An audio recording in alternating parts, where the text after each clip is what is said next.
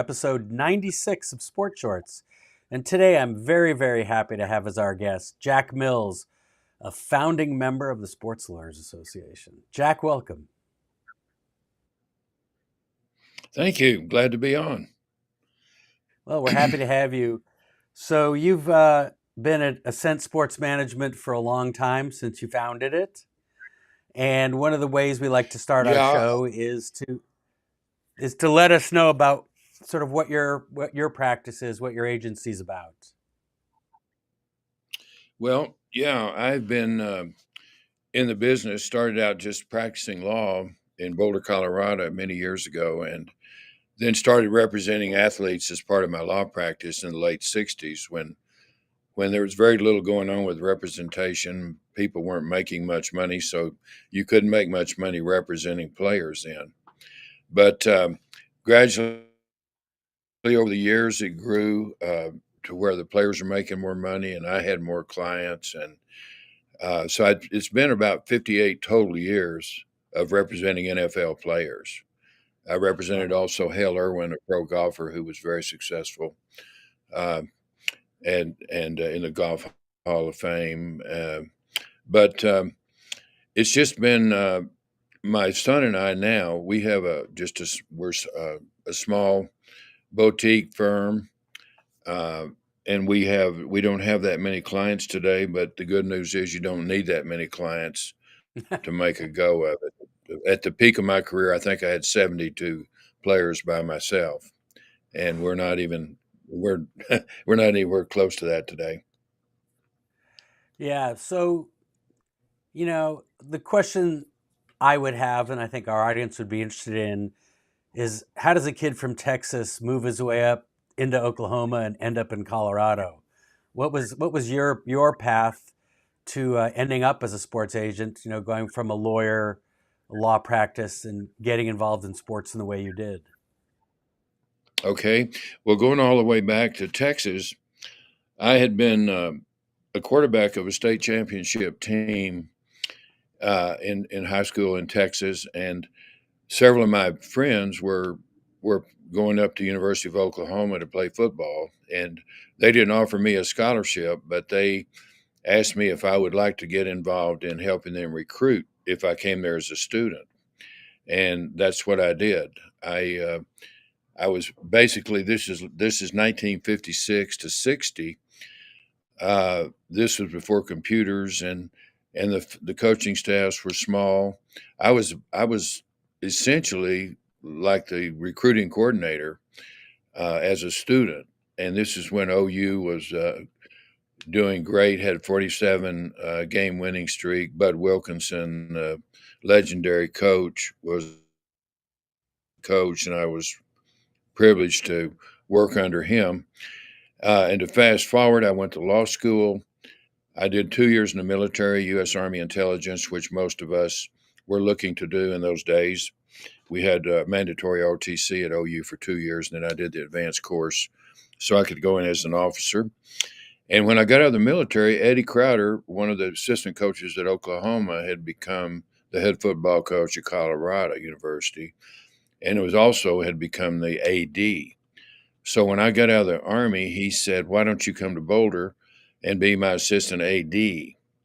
And I thought, well, golly, I'm not sure how that works with my law degree, but I liked Eddie and I liked sports, and we liked the idea of moving to Colorado. My wife was from California, and I was from Texas, and we both met up at the University of Oklahoma. So we decided to come to Boulder and work for Eddie, and I only did that for a year.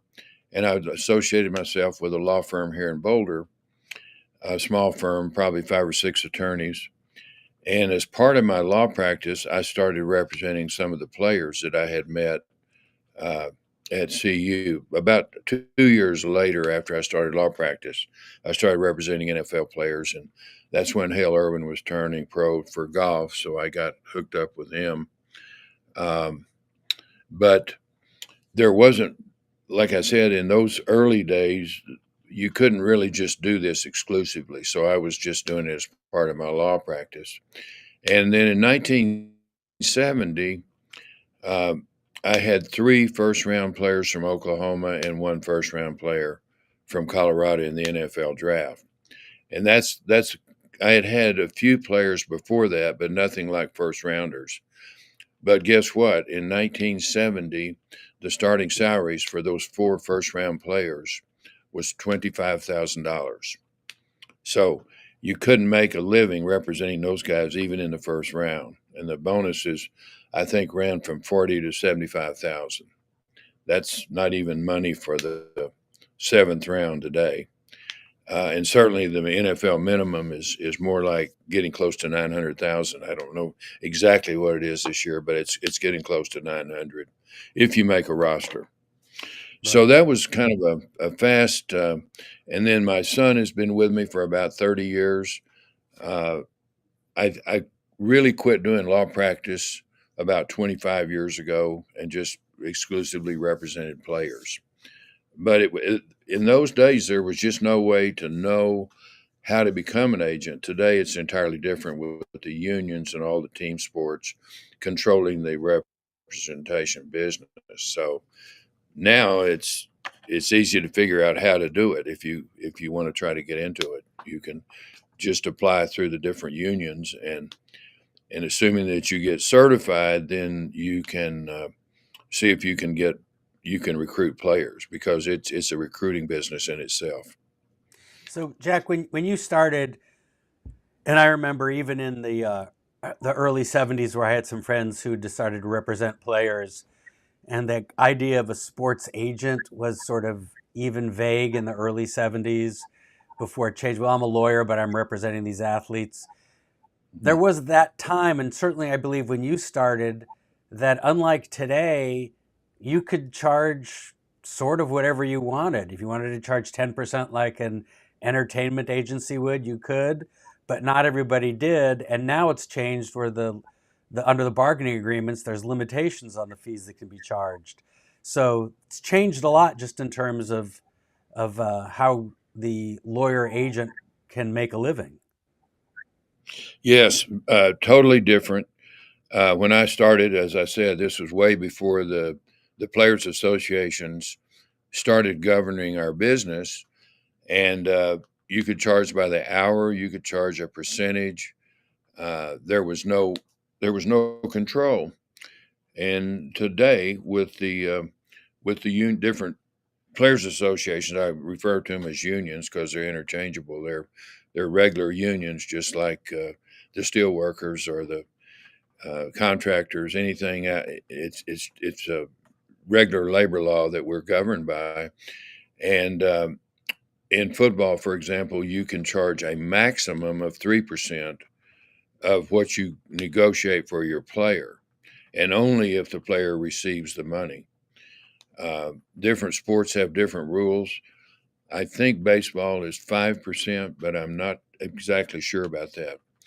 Um, but anyway, there's competition on that too, and for the highly drafted players, you may end up getting less than 3%. But the way the money is going now for the players, it's a pretty fair percentage. But it has changed radically because of the money in all the different sports. I mean, it's just way beyond imagination from when I started doing this. Yeah, well, I think it's a little different story. As you said, when you started out, you had those first rounders who were, stars of the college space getting to the NFL.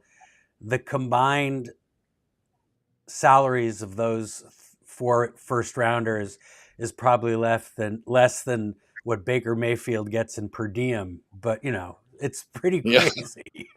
yeah, it is. Yeah, it's hard to fathom how much has changed, but it's also attracted a lot of people that want to be in the business, and that's fine because every year there's a new group that comes in and there's a group that falls off. There's people get in the business and they can't be successful getting clients, and they get tired of spending money and not making money from not having clients to represent. So there's I don't even know the numbers, but recently it was about 200 new people coming in and about 200 people dropping off. They also eliminate you if you haven't uh, signed a regular player contract with a player with a team within a 3-year period. So there's a system where they eliminate people that are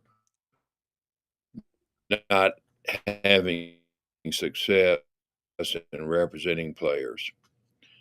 But it's quite a I know that there. system that's Yeah, look, we have a lot developed of and students watching. a lot of sharing of information. When I first started, you had to just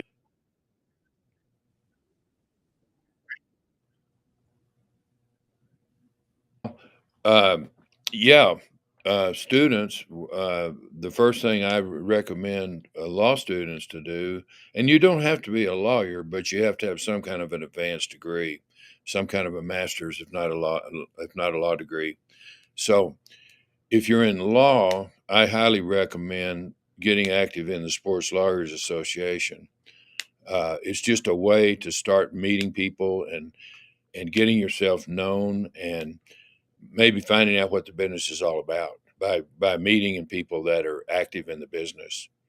Um, and then you may join up with a law firm, or you may once you get out, you may not jump right into representing players, but if you can associate with people that represent players, that gives you a big head start rather than just going out and trying to recruit players on your own without any track record or a firm to back you up, that's going to be easier to sell than just selling yourself without enough experience. Yeah, and I think one of the questions that, especially all of the law students that are SLA members who are watching this, and people trying to break in, other lawyers to get in this business, you talk about, I got this client and he's a first rounder and I'm going to get 3% of this big number. But the, the threshold question is, how do you get clients?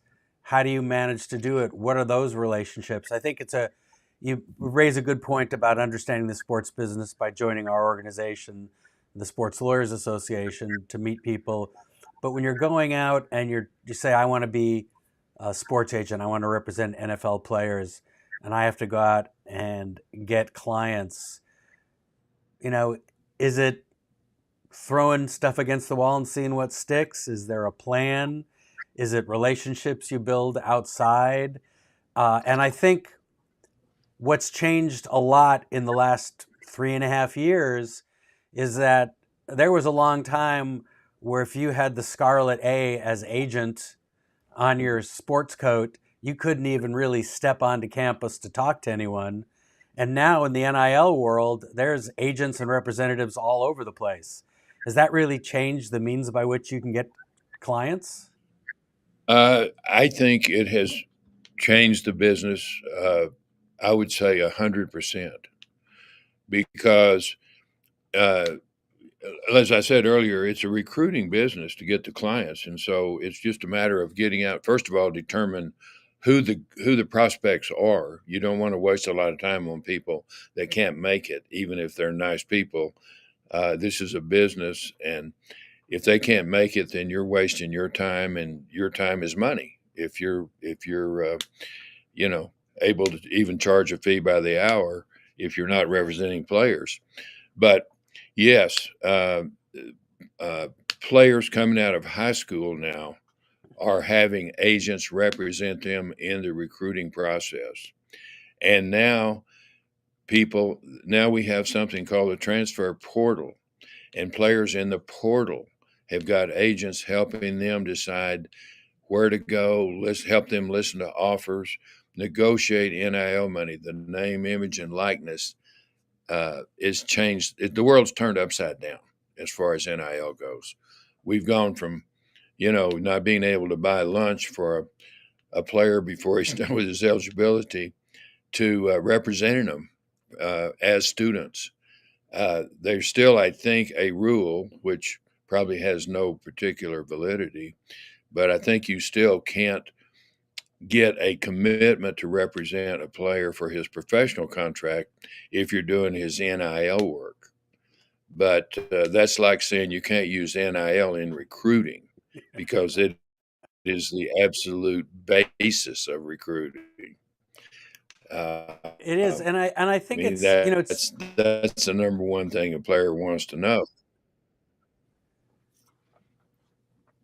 yeah. Look, I think we've seen a lot more of it. You know, the situation recently this year, you had the quarterback at an undefeated UNLV team say, "Hey, they promised me money, I didn't get it. I'm leaving the program," which Hmm. is it's almost as if you have better free agency in college athletics than you do in professional athletics.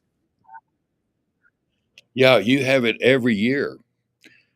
Free agency in different sports. For example, in the NFL, you've got to play 4 years before you get to real free agency.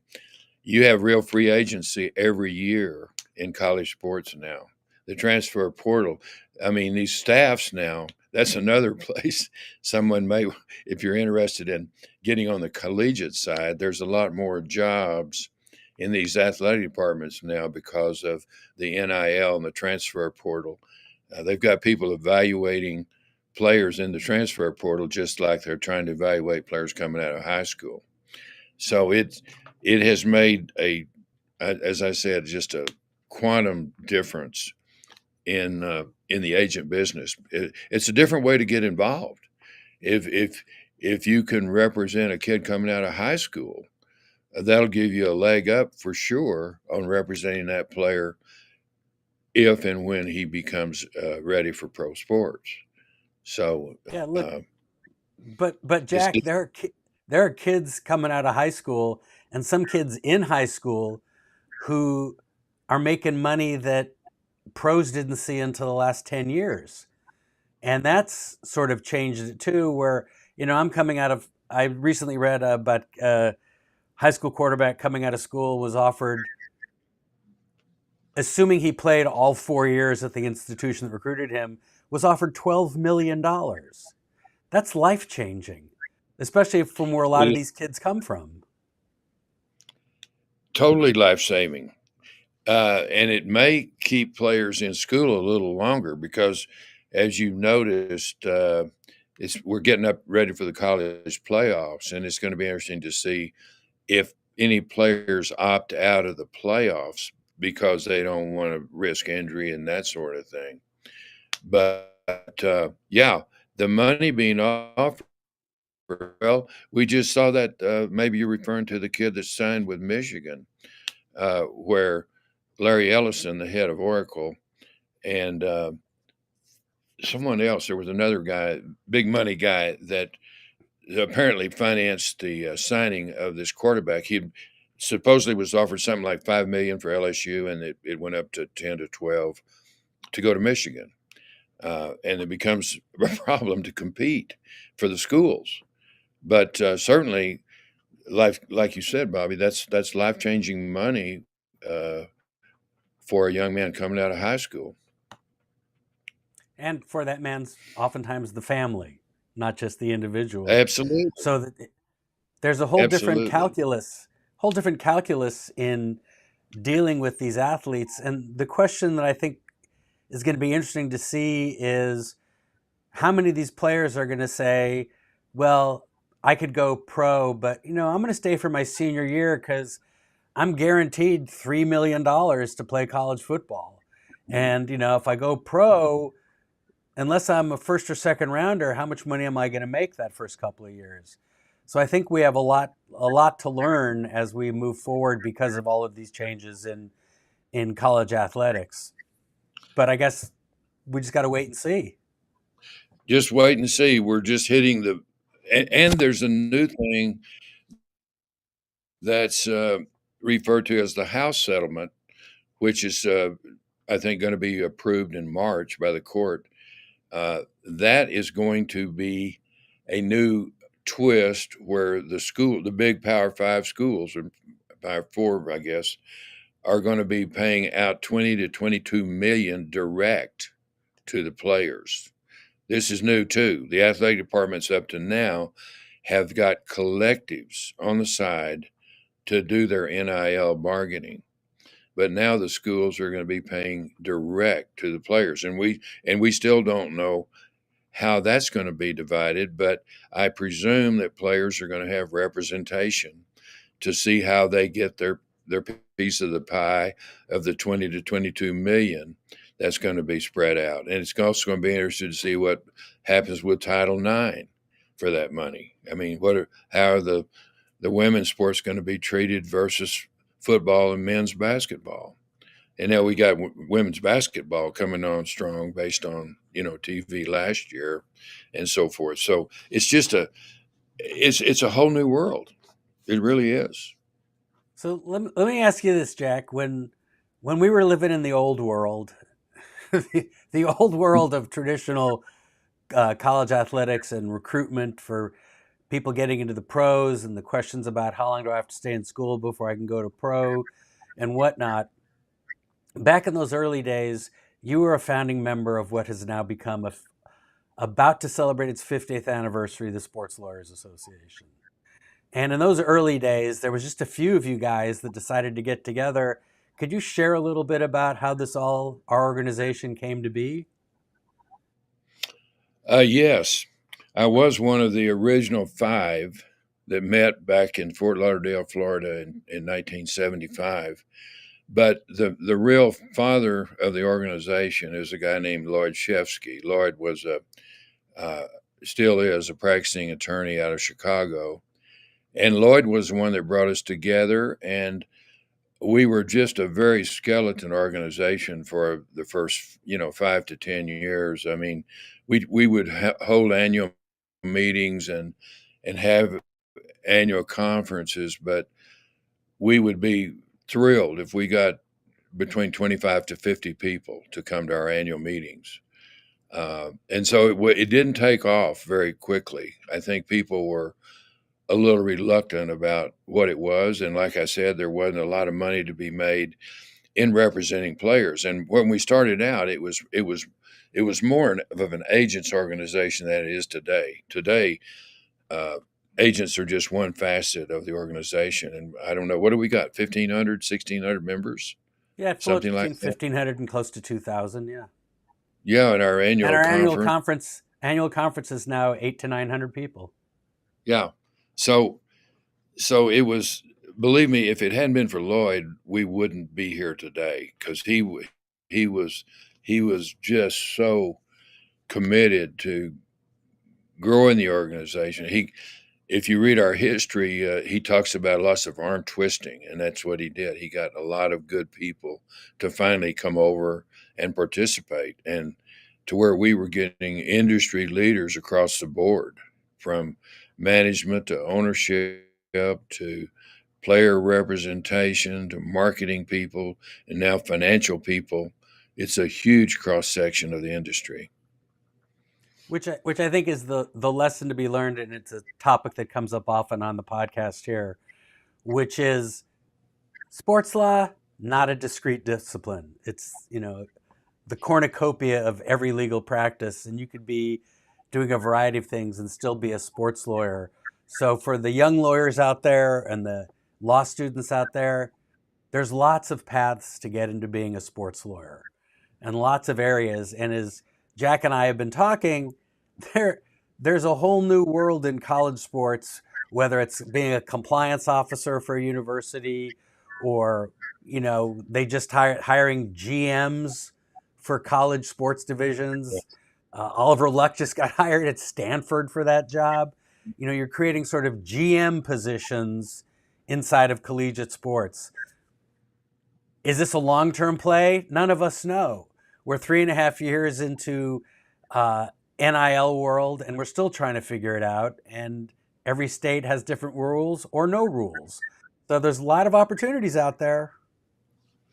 Yeah, I think it's a very long term play. It's that old thing of, once you've gotten to this point, you don't turn around and go back. I think the question is, is there going to be an NCAA, and if so, what is their function going to be? Um, I look, one we haven't covered, Bobby, but I think if they get players declared as employees, you know what the next thing will be. It will Oh, be union. unionization, and we'll Well, have a collective bargaining agreement. Yeah, that was the next point I wanted to get to, which is you've already had the head of the National Labor Relations Board, General Counsel, say that, oh, these guys are employees. Now, if you say they're employees, then they have the right to collectively bargain. The next question is as well, is there a national bargaining unit? Is it a bargaining unit by each school? Nobody knows, but I guess the lesson, again, for you law students, don't miss taking on labor law while you're a law student, because it's where it's going across Correct. all sports now, and we don't know what's going to happen. You've had some situations where schools say, well, we don't care, but the courts are going to step in there, because if you're an employee under the National Labor Relations Act, you have the right to organize. So there's a lot going on here, and the question is, where are we going to find the dividing line between what is a professional and what used to be called an amateur? I'm not sure. I mean, amateurs may exist in Division 2 and 3 schools where there's no money being paid, but certainly in the Power 4 conferences, no offense to my beloved and deceased sort of Pac-12, Power 4 conferences, it's a professional enterprise. And again, going back to the House settlement, um, you have limitations on roster size, which is still in 105, I think is the number, but you have no limit on scholarships anymore. So there's a lot of moving parts and a lot of money. How are collectives? There's recent articles written about the IRS questioning the validity of collectives as not-for-profit organizations. So Mhm. talk about a boom time Wild West, 3.5 years into the NIL world. Even those of us that have been practicing 30, 40, 50 years are going like, I don't know. I'm every day it's something new. But again, I think that's what makes doing what we do so interesting, because it's certainly not boring. No, it's something different every day. And I think also what's going to be a little different is, I don't know if you've seen it yet because we're so not too deep into it, but it seems to me that because of these collegiate related deals, that by the time you're recruiting someone for a professional career, they're a lot more sophisticated than kids that you were recruiting 20, 30 years ago. Absolutely. Yeah. Yeah. That just because they're having all this money and all this representation early on, as opposed to their first representation and first money being when they get drafted out of college. Yeah, well, there's a couple kids there in Boulder that have made a little money the last couple of years. Yes, there are. They're going to be making more, I think, pretty quick. I think they will, and I think, um, you know, going off top a little bit, if Travis Hunter isn't the Heisman Trophy winner, I don't know what. I've never seen a guy play that many downs on both sides of the ball and be elite on both sides. No, it's a totally different thing today. Used to, everybody played both ways, but that was a long time ago. Yeah, well, a long time ago, and it's a rare feat that you see somebody doing both. Anyway, hey, Jack, thanks. I really appreciate you taking some time out to talk to us. Really appreciate that you were one of those first five guys sitting there that's created an organization. And in May in Nashville, we'll be celebrating, our 50th anniversary, looking back on, our organization and where we've come and where we want to go. So most importantly, not just thank you for today, but thank you for helping to give us this amazing organization that has served all of us so well in so many ways. And as you pointed out, this business is about relationships, and you're not going to build better relationships than you'll find among the membership of our organization. And Right. speaking of membership, don't forget, we're coming to the end of the year. It's time to renew your membership in the SLA. So go to sportslaw.org and renew. Anyway, my commercial is done. Jack, thank you so much for all you've done for the sports world, for our organization, and I appreciate your taking the time to talk to us today.